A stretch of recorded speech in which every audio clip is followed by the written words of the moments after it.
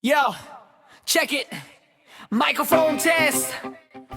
Good day mga Kalimax. In this video ay tuturo ko sa inyo kung paano nyo aayusin yung cellphone nyo na nagkakaroon siya ng advertise or nagkakaroon siya ng automatic installed na mga application.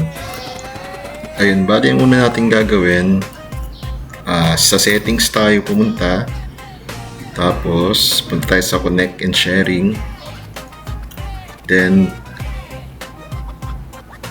previous DNS at pindutin natin yung DNS address.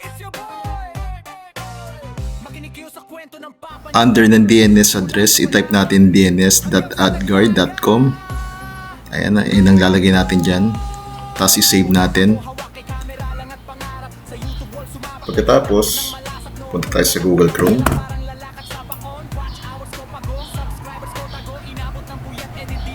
Settings. Next, hanapin nyo yung privacy and security. Tapos under ng privacy and security, delete nyo yung browsing data. Tapos, time range. All time. Tapos, delete data na. Ayan.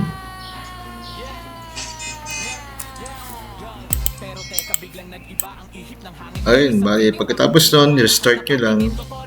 Tapos pagkatapos ng restart, check nyo ulit sa Facebook nyo kung may lumalabas pang advertisement or nag-automatic install pa ng mga application na bigla lang nagpa-pop in sa Facebook nyo. Ayun, sana nakatulong. God bless and thank you. Hanggang sa ma-approve ang ads lumabas na rin sa wakas amin the groove. Motor Max ito